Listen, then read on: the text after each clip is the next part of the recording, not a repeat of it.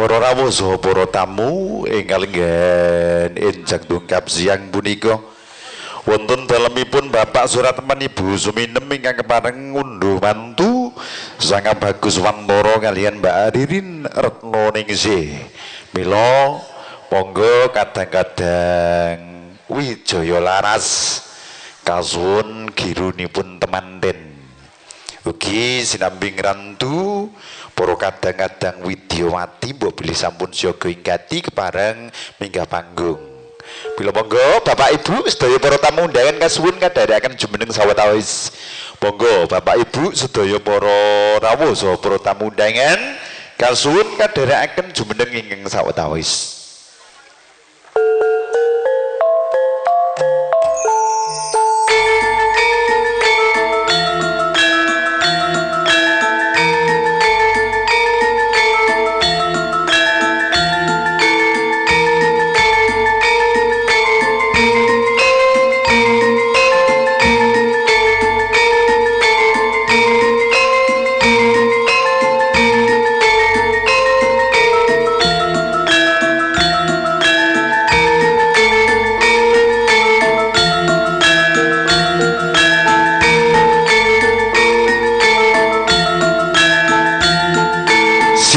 Sindur ing mangke kepareng kadharaken tumuju wonten ing sasana rinengga.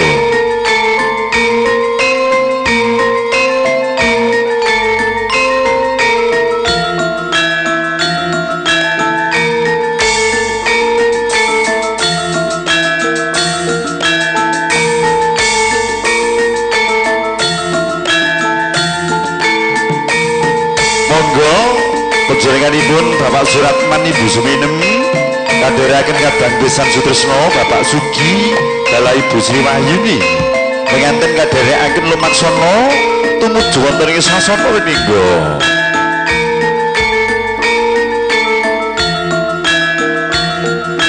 Ugi Bapak Ibu saha para tamu sedayanipun kasuwun kadharaken lenggah wonten ing sasana papan palenggahan. Ugi para kadang-kadang sinuman pramuladi kepareng mratitisaken lenggahipun para rawuh saha para tamu.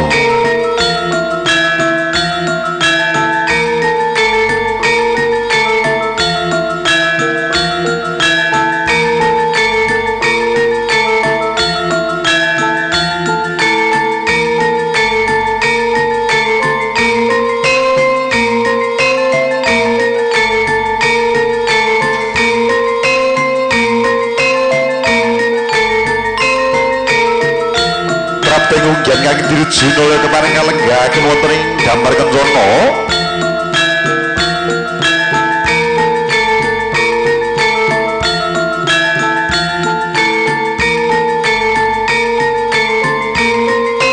lenggah wonten ing sasana rinengga ing mangke kapundhut gambaripun lumantar para kadang-kadang foto terasuting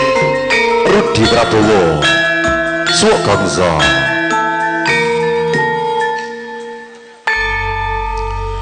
Para rawuh saha para tamu kakung miwah putri ingkang lenggan enjang tungkap siang punika sirat mojo penganten kekalih nulinggih Sang Bagus Wantara kaliyan kusumaning Ayu Ririn Retno Ningsih. Ugi kadang Besan Sutresno nulinggih panjenenganipun Bapak Sugiyanto Ibu Sri Wahyuni sampun kepareng kadherekaken lenggah wonten ing sasana rinengga. Mila mawantu-wantu kunjuk sedaya para rawuh saha para tamu undangan tansah kepareng nderek memuji wonten ing ngarsaning Gusti ingkang Maha Suci. Mugi anggenipun Sang Bagus Wantara kaliyan kusumaning Ayu Ririn Retno Ningsih anggenipun netepi bebrayan tansah manggih keluarga ingkang ayentung trembagya mulya kang sinedya jud mujuk kang sarwi jinangga. Dene ingkang lenggan enjang tungkap siang punika monggo Bapak Ibu saha para tamu undangan ingkang sampun kepareng nampi sugata senek dipun raosaken Wontene ingkang lenggan siang punika lumantar para kadang-kadang campur sari Wijaya Laras ugi makarya sesarengan kalian para kadang-kadang Krishna Anugrah audio ugi sesarengan penjaringanipun Ibu Krismiati ingkang mongko pangembaning pengantin ing mangke pengantin kasuwun kadherekaken lenggah sawetawis nggih Bapak Ibu sedaya para rawuh para tamu dherekaken wilujeng rawuhipun sugeng lenggah kanthi sekeca nalika kalenggan siang punika lumantar para kadang-kadang campur sari Wijaya Laras niki ngira sepantes cek son oh yo pancen yo urung dicek nggih to ugi sinambi ngrantu nggihipun para kadang-kadang Widyawati mbok pilih sampun siaga ing gati sampun kepareng titipurna benipun ngedi busana ngedi sarira kadherekaken tumuju ing sasana panggung niki diaturke apa kira-kira iki sing mathuk kendang napa tipung bo nggih niki kawula suwun irama pelok tetep pelok sik lagune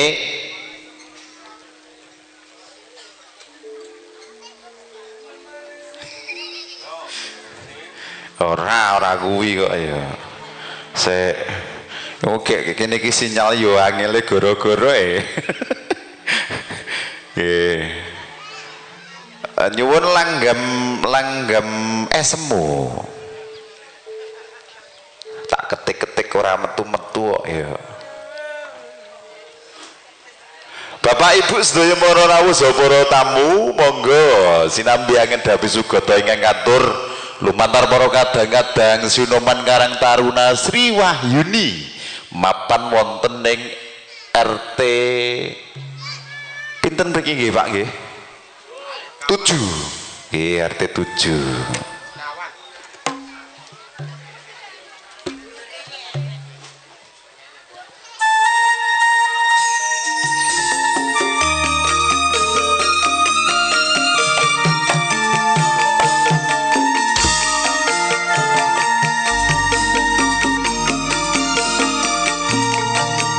suwe ora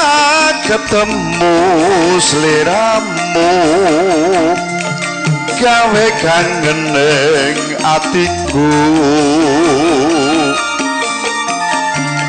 tak suwun rinten lan dalu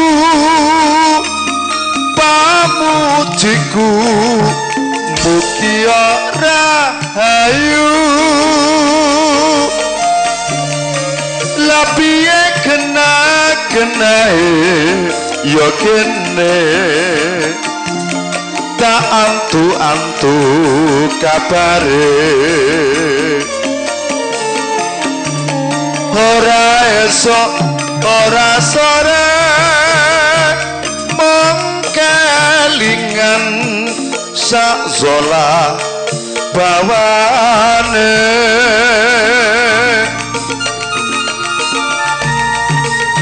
najan mung krungu suarane apa maneh yen nyawa asma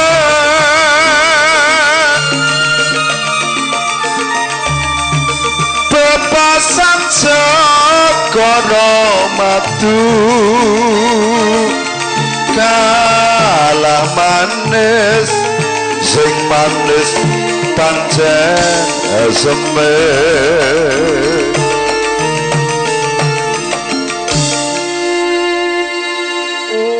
para kadang-kadang Sinoman niki ngajenge panggung niki nggih sik longgar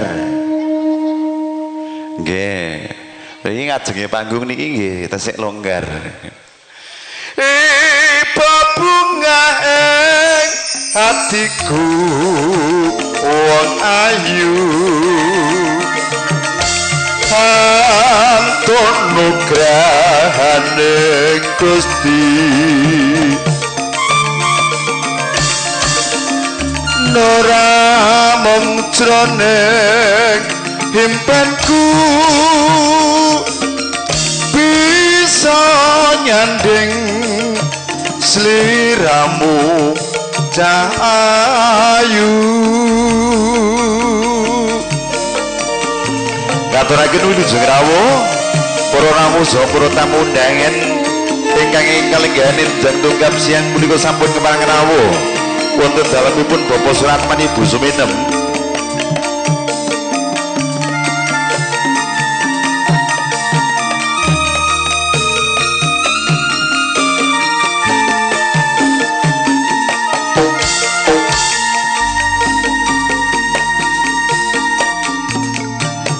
suwe ora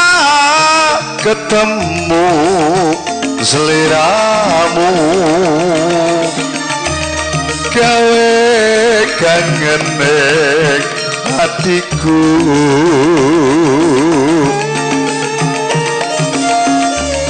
tak suwon rinten lan dalu pamujiku mugia rahayu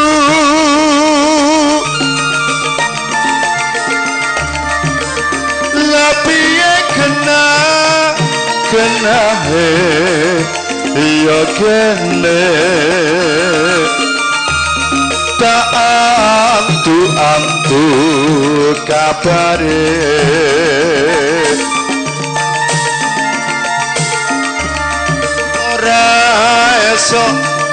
ora sore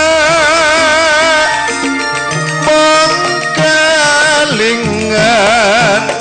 sazola bawane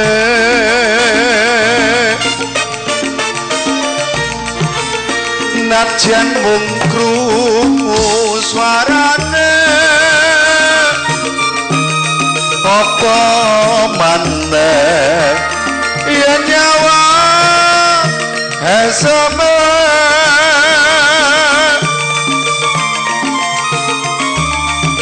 bebasan segara madu kala manis sing manis pancen esame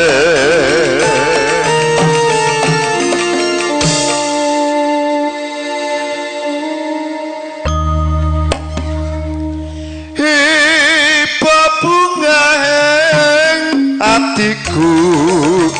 wong ayu antuk nugrahaning Gusti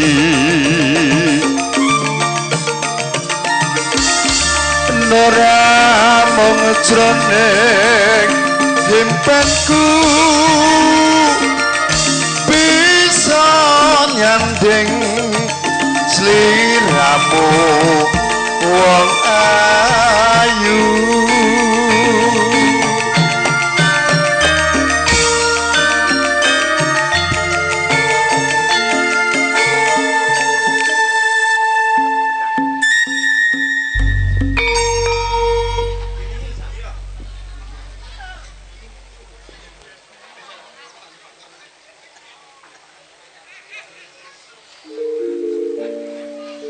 Jerotias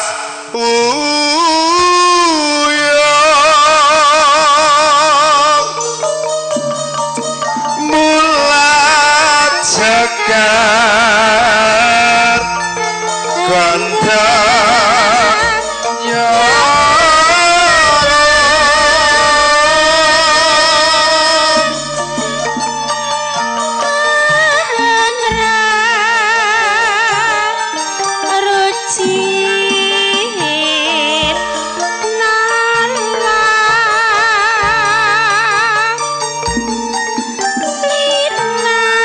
sirup sitem permanem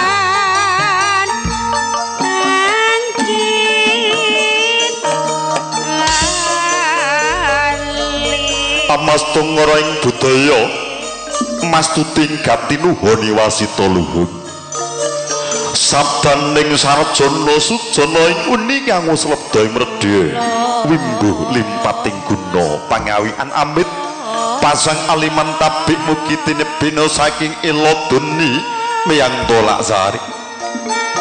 keparing kula ingkang cumantaka marang abiyantara mila ingkang lenggan enjang dongkap siang punika keparing hambuka wiwaraning suka kanthi ngaturaken bismillahirrahmanirrahim assalamualaikum warahmatullahi wabarakatuh alhamdulillah alhamdulillahirabbil alamin wassalatu wassalamu asrofil anbiya'i wal mursalin wa ala alihi wa sahbihi ajmain la haula wala quwata illa billah amma ba'd kunjuk dhumateng panjenenganipun para pepunden para sesepuh para buni sepuh ingkang hanggo mastuti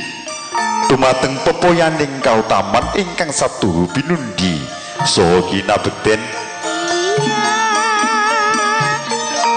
dumateng panjenenganipun para pangembating praja satriyaning nagari para sarjana sujaning budi ingkang mongko dados pandam-pandaming para kawula dasih ingkang katuran sagung pakurmatan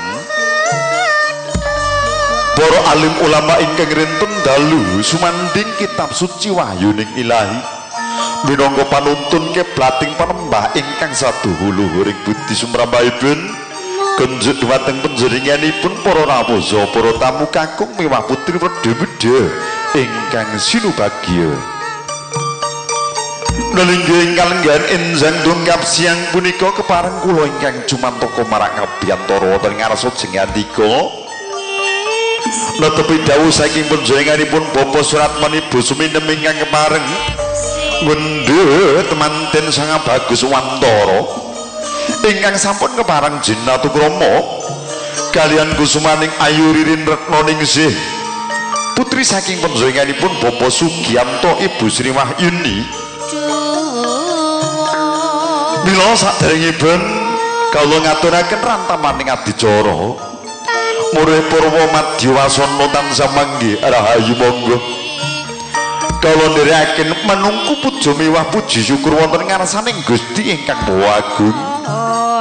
awit barokah saha rahmatipun ingkang kepareng hamba bardaya pangaribawa kunjuk sagung para rawuh para tamu katiti ingkang lenggan enjang dungkap siang punika panjenengan sedaya tasih ginanjan kawilujengan tebih saking sedaya rubeda datan kata lumpen sholawat salam kunjuk wonten ngarsanipun Kanjeng Nabi Agung Muhammad Rasulullah sallallahu alaihi wasallam ingkang tansah dipun antu-antu syafaatipun donya ngantos dumugi ing swarga para rawuh saha para tamu kakung putri ingkang saduhu bagya mulya ingkang lenggan enjang dungkap siang punika mangke adicara kapurwaken lumantar panjenenganipun Ibu Kresmati awit pengantin sampun kepareng kadherekaken lenggah ing mangke kepareng panjenenganipun Ibu Kresmati minangka pangembaning pengantin mratitisaken wontenipun adicara sungkem kalajengaken adicara foto keluarga ing mangke pasrah pangandikan saking keluarga ageng panjenenganipun Bapak Sugiyanto Ibu Sri Wahyuni pondene pasrah mangke katampi lumantar panjenenganipun keluarga ageng Bapak Suratman Ibu Suminem ngiras pantes ngaturaken pambagya arja yuwana kunjuk sagung para rawuh para tamu asdining sedya saking kadang-kadang Karang Taruna Sri Wahyuni ngaturaken sugata dedaharan miwah esipun ing mangke titipurnaning adicara katutup astungkara doa dening panjenenganipun Bapak Sugito pondene titipurnaning adicara Bapak Suratman Dalah Ibu Suminem ing mangke kadherekaken wonten ing Wara Ngajing wontenaken kunturipun para rawuh para tamu pratandha yekti adicara sampun kepareng ditipurna. Para rawuh saha para tamu kakung putri ingkang saduhu luhuring budi mekaten adicara ingkang sinanggit dening para kelawangsa senajan to adicara ingkang lenggan siang punika hanamung prasaja kewala hananging kasuwun kunjuk sedaya para rawuh saha para tamu tansah kepareng nyuwun wonten karsaning Gusti ingkang Maha Suci. Mugi anggenipun Bapak Suratman Ibu Suminen netepi daramaning sepuh Mahargya Putra lumampah manggih rahayu kantos dumugi ditipurna. Adicara sininggiung saking para kadang-kadang campur sari Wijaya Laras pangarsa panjenenganipun Mas Rudi Prabowo ugi syuting dalah foto dokumentasi audio sedaya saking Krisna Anugrah Audio wasana dherekaken sugeng lenggahipun nuwun matur suwun.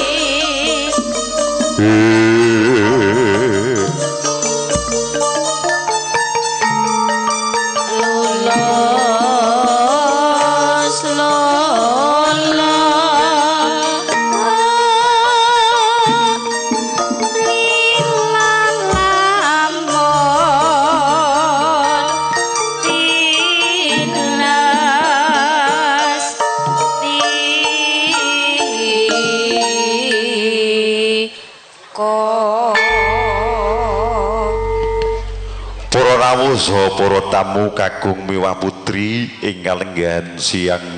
punika ingkang sampun kepareng rawuh nderekaken sugeng lenggahipun mawantu-wantu berkah donga pangestu saking panjenengan sedaya kunjuk panjenenganipun sirat pojo temanten kekalih ugi anggenipun nambut jilaning akrama tansah manggih keluarga ingkang ayem tentrem bagya mulya kang sinedya jumujuk kang jinangka basuki kang kasti lestari ing salami-lami. Para rawuh saha para tamu ingkang lenggan siang punika lumantar panjenenganipun Ibu Krismiati minangka pangembaning pengantin kepareng pratitisaken sirat mojo pengantin putri nyuwun berkah pangestu mring Rama lan Ibu. Mila sesarengan kadang-kadang Wijaya Laras kasuwun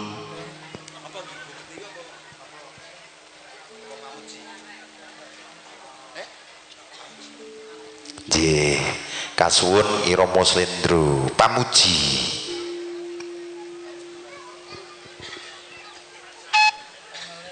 ugi ngaturaken wilujeng rawuh sedaya para tamu undangan ingkang katemben rawuh.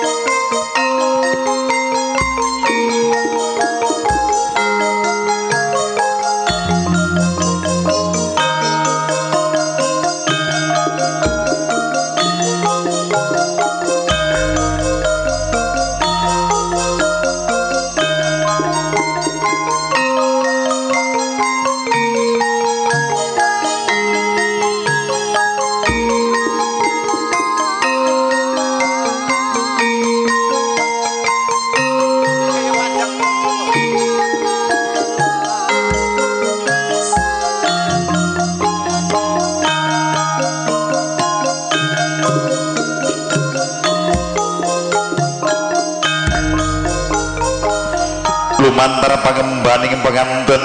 nggih panjenenganipun Ibu Krismiyati tumuli mratitesaken lampahipun adicara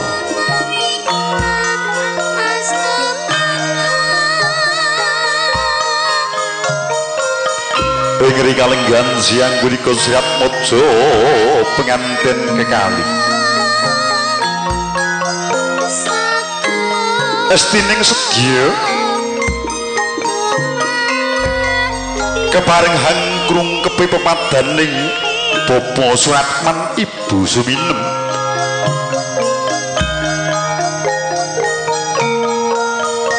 Rama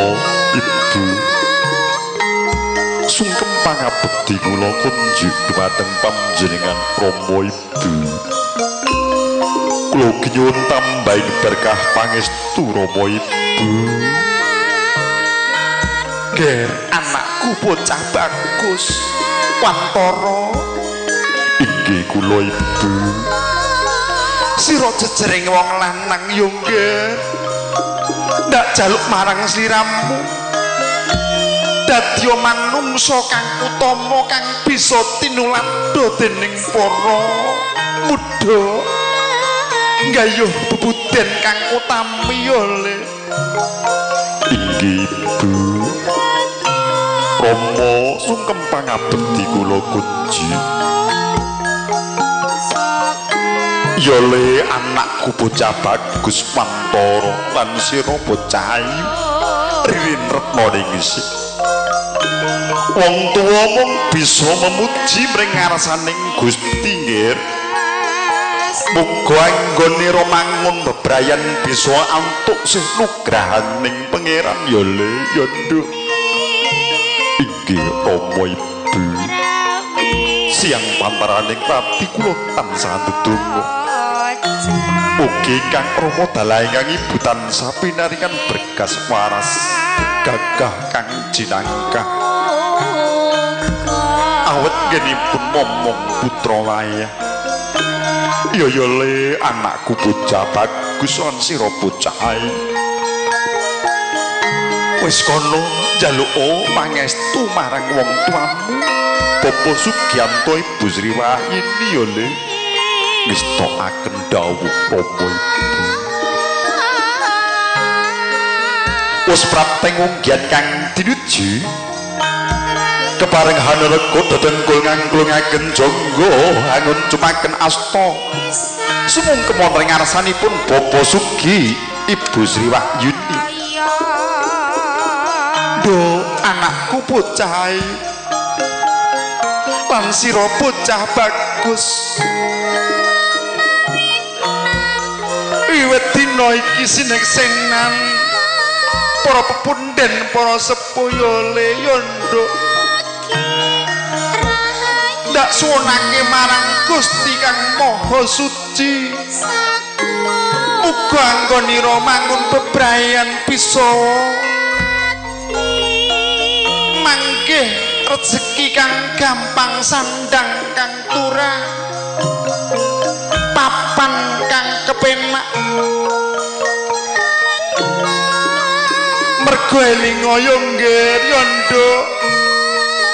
sejatine wong urip ning alam donya iki mung telung perkara kang diudi siji papan sandang lan pangan mula ndak dongake marang sliramu marang Gusti kang Maha Suci muga anggonira mangun bebrayan tansah cinaket ing sandang pangan lan rezeki kang turah-turah ya le ya nduk inggih Ibu mugi ingkang Rama Delengkang Ibu tansah pinaringan kabagas warasan tebih saking sedaya rubeta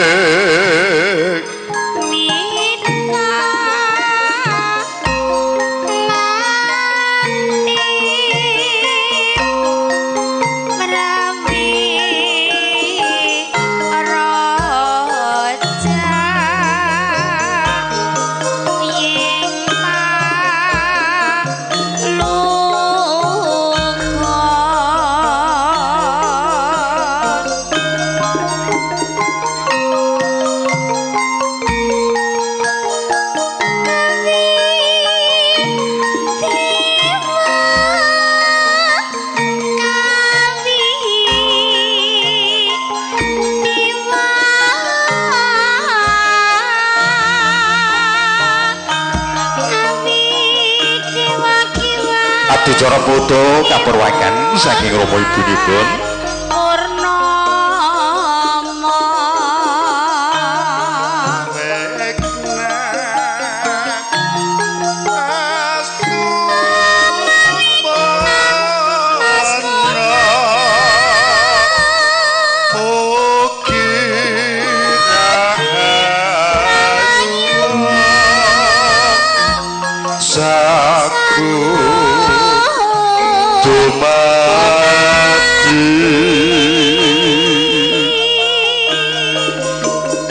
adicara foto katur kasuwun berkah pangestu keluarga ing Mbah Sadigun sedaya sekeluarga lajeng keluarga besar Mbah Waji sedaya sekeluarga lajeng keluarga besar Mbah Parti sedaya ugi sekeluarga lajeng keluarga Bapak Pardi sedaya Pak Sugito lajeng panjenenganipun keluarga ing Bapak Sadi sedaya sekeluarga